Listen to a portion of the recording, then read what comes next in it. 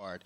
To my left, I have pro MMA fighter Chris Redline Wing, and to my right, I have Larry. Larry's essentially an MMA fan, huge MMA fan. So we're going to get the input of both of these guys and myself on this card. Chris, how are you doing? I'm doing great, thanks. Any upcoming fights coming up?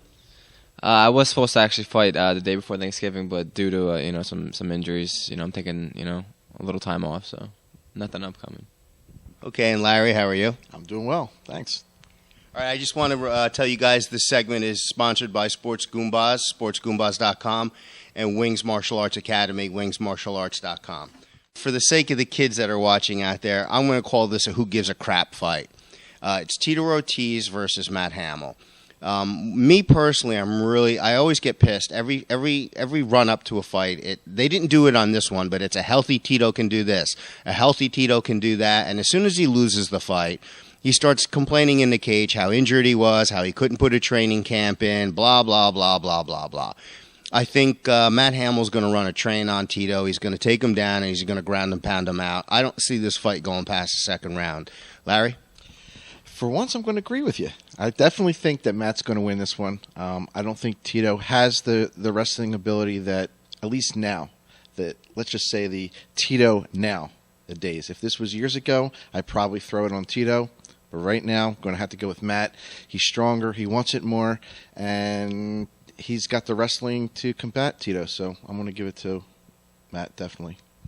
Yeah, I see your point on that, Larry. And guys, don't get me wrong. I'm not slamming Ortiz here. He's one of the guys from the early generations. No BSing did an interview over the weekend with Jens Pulver. So it was a long time that the UFC was carried on the shoulders of guys like Tito Ortiz, and we owe him our respect. But I just think his time is past, and Hamill's going to grind this out. Chris?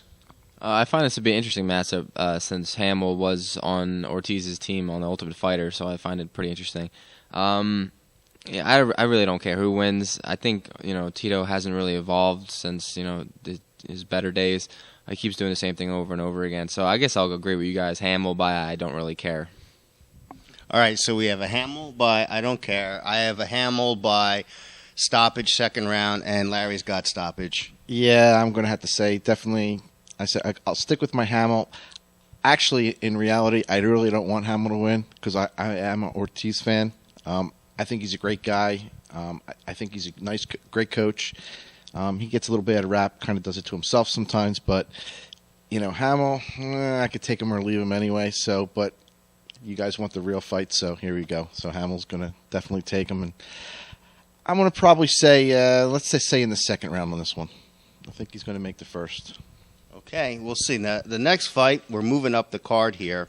This is a real interesting one. We got Diego Sanchez, who's sitting on a 23-4 record, and Paulo Thiago, who's 13-2. To kind of set the backdrop of this story, if you're watching this video, you're already an MMA fan, so you know all about Diego, the Nightmare Sanchez.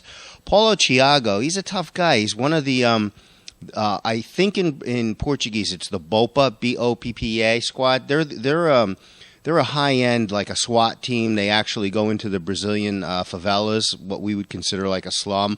So this guy, Paulo Thiago, he's a tough guy, I think my prediction on this is I'm going to play the odds. I'm going to go with Paulo Thiago on this. I just think he might be a little bit hungrier than Sanchez right now. I think Sanchez's his mystique is gone, and he's on a downslide a little bit.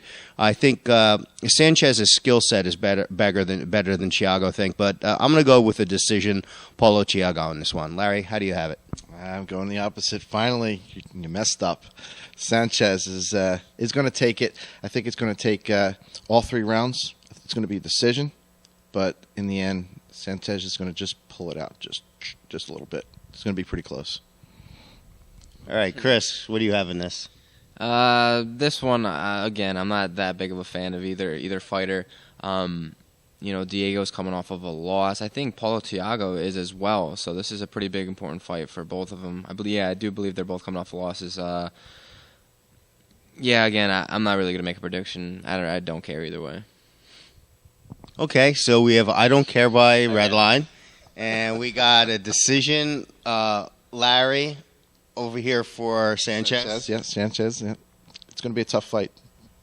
Okay, so there you have it. All right. Next fight is Jake Shields and Marvin Kampman.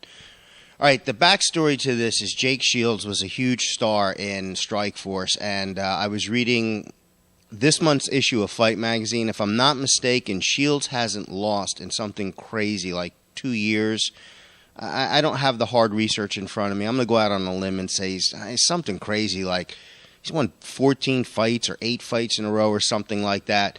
If Shields loses this fight, I don't want to say it's catastrophic for Dana White, but there was a huge it wasn't a bidding war, but there was a point of contention between Strikeforce retaining Shields and Shields jumping over to the UFC, which he did, thus this fight.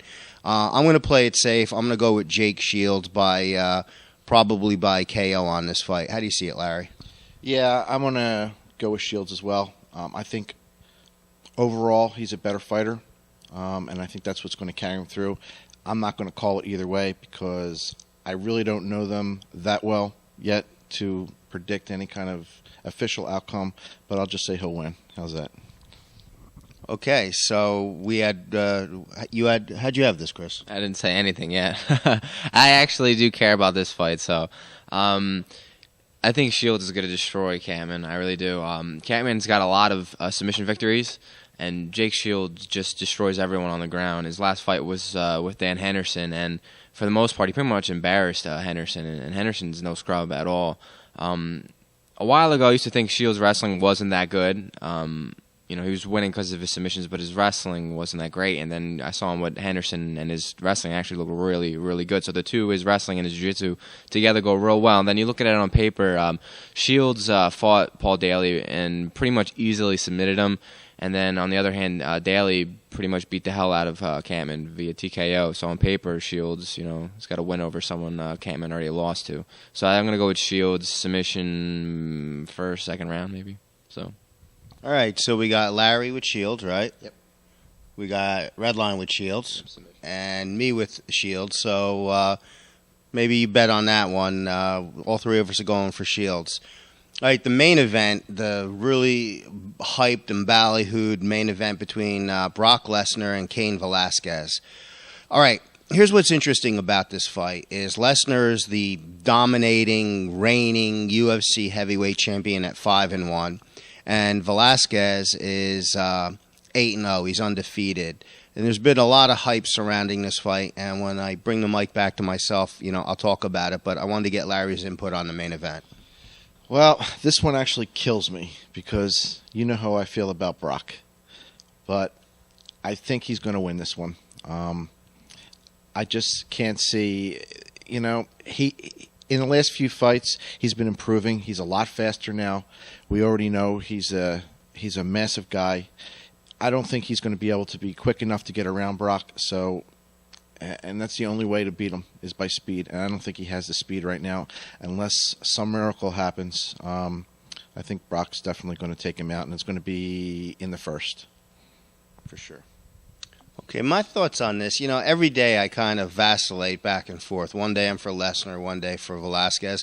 I actually thought Velasquez had a lot more than 8 fights because people have been making a point of that Velasquez has more experience than Lesnar, but he only has 2 more fights, so that's a wash. For some reason, I got it into my head that Velasquez was actually 14-0, and that would have been a huge difference, a big disparity in experience, but it's not.